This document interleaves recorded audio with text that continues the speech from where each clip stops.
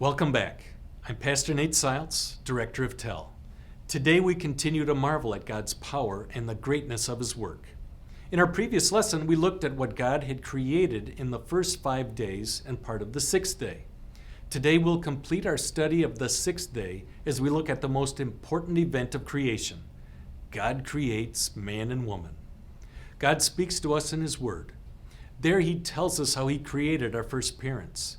God created them in the image of God, holy, perfect, sinless. Since man was made for the purpose of governing creation and taking care of it, God created man in a very special way. First, God formed man from the dust of the earth.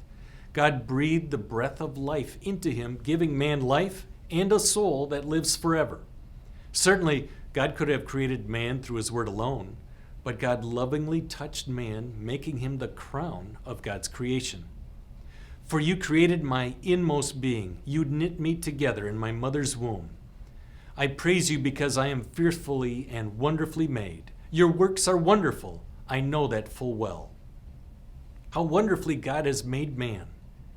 Did you know the human heart pumps 7,500 liters of blood daily? The human eye can distinguish up to 10 million different colors. The human tongue resembles fingerprints. There is no one who has a language equal to someone else's. Did you know that people are 1 or 2 centimeters taller in the mornings than in the evenings? Amazing! When God created man, He created a beautiful garden for his home. In the center of the garden grew 2 trees. They were the tree of life and the tree of the knowledge of good and evil. God gave man one rule to follow. Do not eat from the tree of the knowledge of good and evil, or you will die. This was the only restriction God gave man. Does this rule seem difficult to you? God saw that man was alone and gave him a suitable helper. God put man to sleep, took one of his rib bones and formed another being. When man saw this gift of love from God, he was happy and said, "This is now bone of my bones and flesh of my flesh. She shall be called woman, for she was taken out of man." Now the man would not be alone. God blessed the man and the woman and cared for all their needs. God made everything perfect, without sin, pain, or death. This is God's perfect creation, a creation with meaning and purpose. Let's learn more about the creation of man from the book of Genesis. Then God said, "Let us make mankind in our image, in our likeness, so that they may rule over the fish in the sea and the birds in the sky, over the livestock and all the wild animals, and over all the creatures that move along the ground." So God created mankind in His own image. In the image of God He created them. Male and female He created them. God blessed them and said to them, "Be fruitful and increase in number. Fill the earth and subdue it. Rule over the fish in the sea and the birds in the sky, and over every living creature that moves on the ground." Then God said, "I give you every seed-bearing plant on the face of the whole earth, and every tree that has fruit with seed in it. They will be yours for food. And to all the beasts of the earth, and all the birds in the sky, and all the creatures that move along the ground, everything that has the breath of life in it, I give every green plant for food." And it was so. God saw all that He had made, and it was very good. And there was evening, and there was morning, the sixth day. Thus the heavens and the earth were completed in all their vast array. By the 7th day, God had finished the work He had been doing, so on the 7th day He rested from all His work. Then God blessed the 7th day and made it holy, because on it He rested from all the work of creating that He had done. This is the account of the heavens and the earth when they were created, when the Lord God made the earth and the heavens. Now no shrub had yet appeared on the earth, and no plant had yet sprung up, for the Lord God had not sent rain on the earth, and there was no one to work the ground. But streams came up from the earth and watered the whole surface of the ground. Then the Lord God formed man from the dust of the ground and breathed into his nostrils the breath of life, and the man became a living being. Now the Lord God had planted a garden in the east, in Eden, and there He put the man He had formed.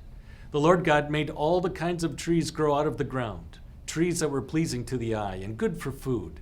In the middle of the garden were the tree of life and the tree of the knowledge of good and evil. The Lord God took the man and put him in the Garden of Eden to work it and take care of it. And the Lord God commanded the man, "You are free to eat from any tree in the garden, but you must not eat from the tree of the knowledge of good and evil. For when you eat from it, you will certainly die." The Lord God said, "It is not good for the man to be alone. I will make a helper suitable for him." Now the Lord God had formed out of the ground all the wild animals and all the birds in the sky. He brought them to the man to see what he would name them, and whatever the man called each living creature, that was its name. So the man gave names to all the livestock, the birds in the sky, and all the wild animals. But for Adam no suitable helper was found. So the Lord God caused the man to fall into a deep sleep. And while he was sleeping, he took one of the man's ribs and then closed up the place with flesh. Then the Lord God made a woman from the rib he had taken out of the man, and he brought her to the man. The man said, "This is now bone of my bones and flesh of my flesh. She shall be called woman, for she was taken out of man."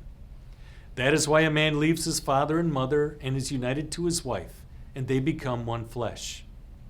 Adam and his wife were both naked, and they felt no shame. Today we saw how the first man and the first woman were made. God gave them a beautiful home and the blessing of marriage.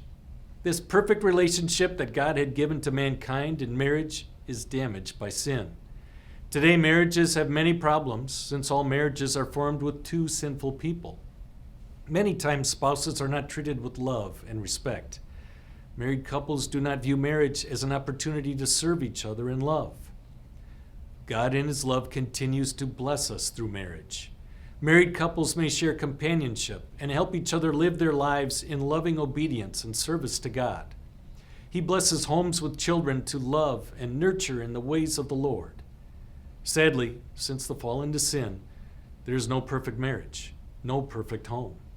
We trust in God's grace. His Spirit guides us to love our spouse as he has loved us. This is the end of today's lesson. You are ready for live class. Don't miss it. May God bless your continued study.